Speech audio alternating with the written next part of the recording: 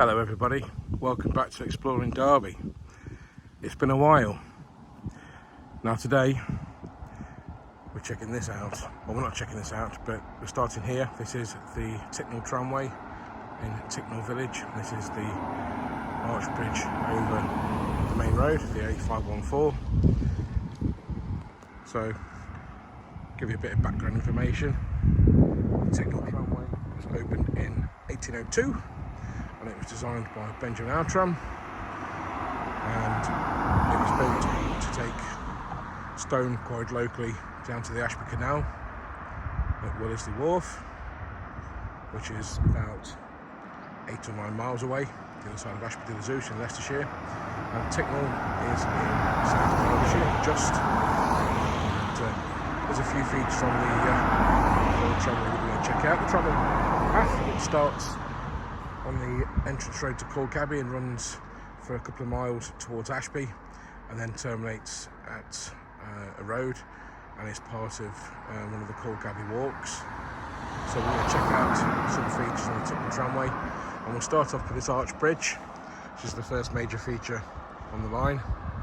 And the Transport Trust have fixed this plaque to the side of the abutment.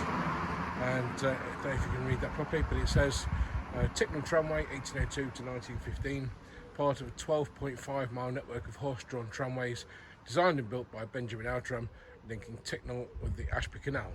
And then there's a website at the bottom, www.transportheritage.com, which I may check out later. So this is the start of our little explore today. This is the side of the bridge with some old brickwork. You can see the keystone there, the bridge height marker, bits of ironwork, bracing. So we're going to move on. We can't actually get to the bridge because it's private property, and I'm not about to trespass. Let's just zoom out for you. There we go.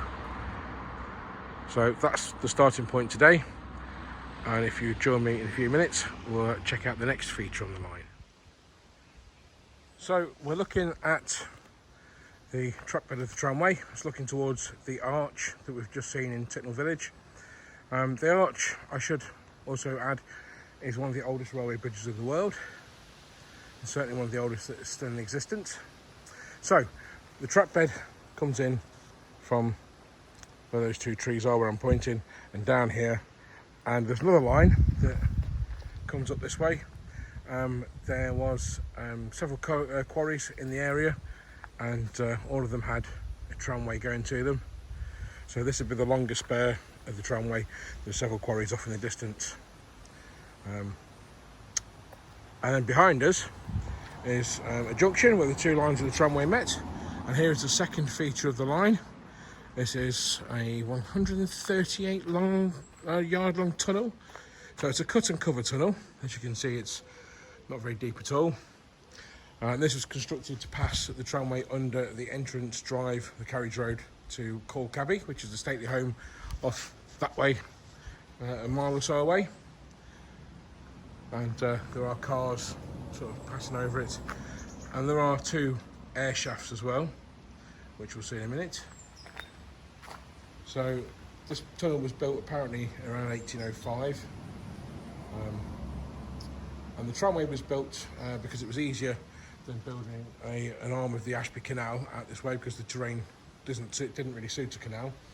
And the tramway consisted of a plateway of L-shaped iron rails or beams, and there's a little information panel there telling us a little bit about the tunnel and the line itself. So Ashby like I say, is in Leicestershire, and it's about 5.5 miles away from where we are now. I am actually walking all of that because it's quite a nice afternoon and the sun is out instead of the promised rain. So let's check out this tunnel. So you'll see there's quite a lot of stone and brickwork there. You can see some dressed stone there with the tool marks on, and some very old and not particularly well looked after bricks. Bearing in mind this tunnel is getting on for 120 years old, 220 years old. I should say. So this is pretty much where the road passes over, so they fit some concrete reinforcements to the tunnel to stop it from bowing, because it is a bit of a squat arch, and you can see further down it becomes a bit more of a uniform shape. But we'll have a quick walk through. I've got to be careful as well because the ground is quite uneven and there's no lighting in here.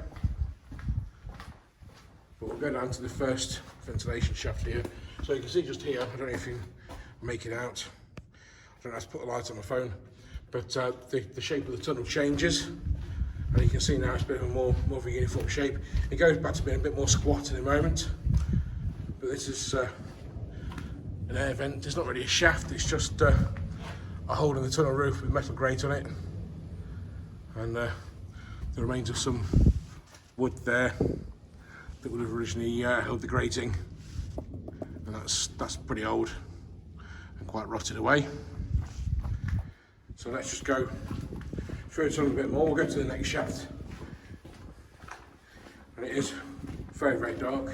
Sadly, I'm not the amazing Martin Zero or any of these other urban explorers who've got all the kit, all the lighting and stuff.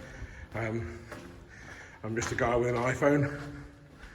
So here's another grate, and it's got concrete on it this time to stop the grate flowing in, and the tunnel's gone back to more of a squat sort of shape now, as you can see, and we'll head out towards the other end, and I'll see it at the other end because I need to see where I'm going.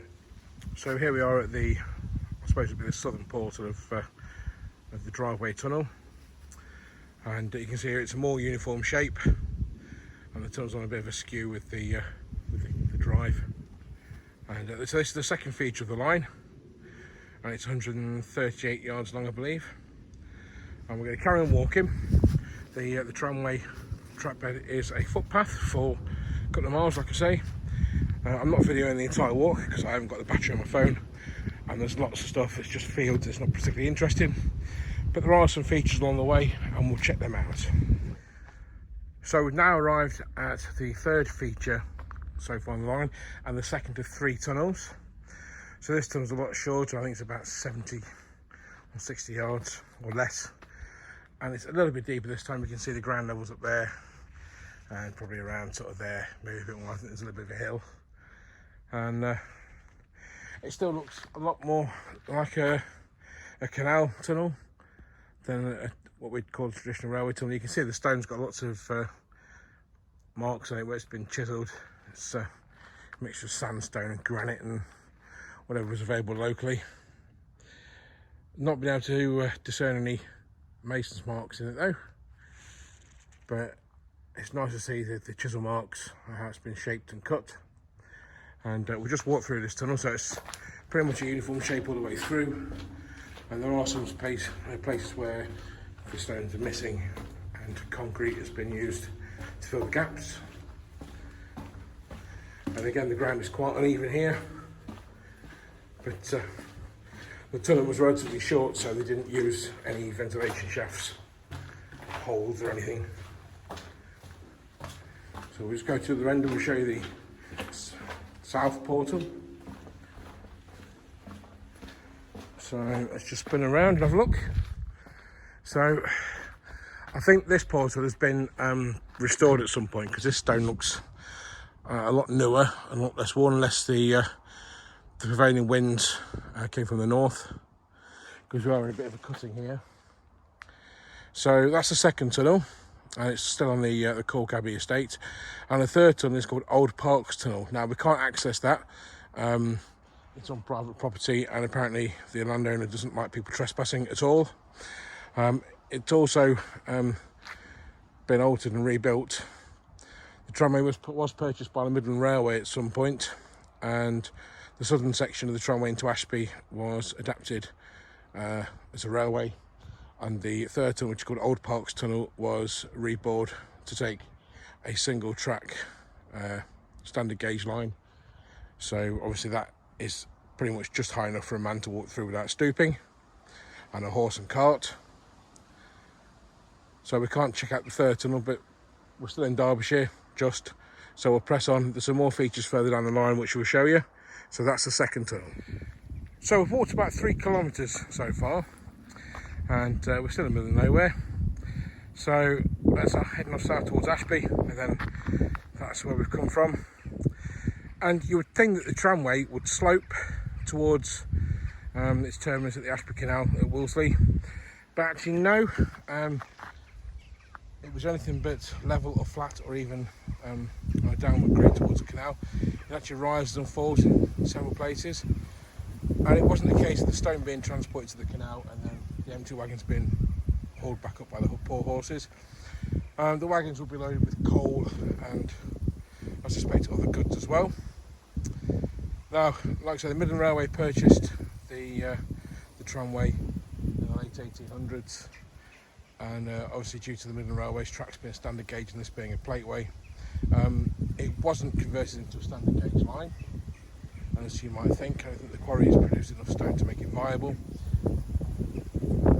So there was a transshipment side at Old Parks Junction, where the Midland Railway would then transport stuff for the Cork Abbey estate to the tramway wagons, and they'd be hauled by horse back up to the Abbey, or as near as it could be. And it takes a bit of a roundabout route. I mean, if we look over here, this line of trees along there is a ridge, and it runs for several miles from over there, the other side of Ticknall, and right the way across the path of the tramway, and it runs sort of northwest and then changes to an easterly direction, and the Old Parks Tunnel pierces the ridge just to the north of Ashby to the Zouche. We won't be walking that far along the tramway, maybe because the footpath ends and it's difficult to find it in the woodland, and it's also private property. But there are other features on the line that we're going to see in a minute, so let's get down there and have a look. So here's another feature of the tramway. This is it's a bridge, which you can see. I do believe it's still in use by the local farmers. You can see the parapet fence on the top, and it's wide enough for a tractor or animals to go over. You'll see here as well that it's been braced at some point recently. Threaded rods and metal plates and what look like big sort of bolts, and this is in much better condition than the 2 tunnels. It's fairly recently been pointed. You can see the chisel marks in the stone, and you know, you can see underneath it's it's wearing quite well. It's good for another couple of 100 years. And down here we have this is one of the stone blocks that the plateway, the plates were laid in, and that hole would have been where the spikes were fastened. It's obviously been damaged considerably in the intervening years. It would have been a sort of square block at some point. There are many others scattered around.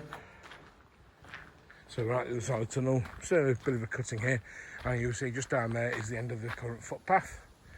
So and there's a fairly large substantial crack in this side of the bridge wall. I don't think it's going to collapse anytime soon, although it does seem to be pushing out a little bit, so maybe the council or Cork Abbey National Trust needs to be made aware of that, just in case it does decide to fail at some point over the winter. But onwards. So that's the view back towards the bridge I've just shown you. Over here is another part of the tramway which goes off towards sort of Cloud, which is a village a few miles away. There was quarries there, lime quarries, and the tramway linked up to that, and also took their products down towards the canal at Wolseley. Now this is the end of the current path. I'm pretty sure we're not allowed to go down there, even though you can get in. But the tramway, you can see, is this road track follows the course of the tramway into the woods.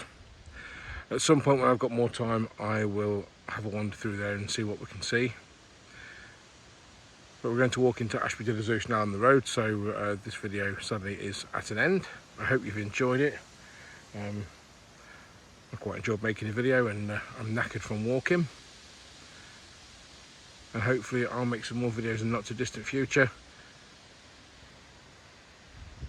and hopefully we will see you soon. Thank you for watching.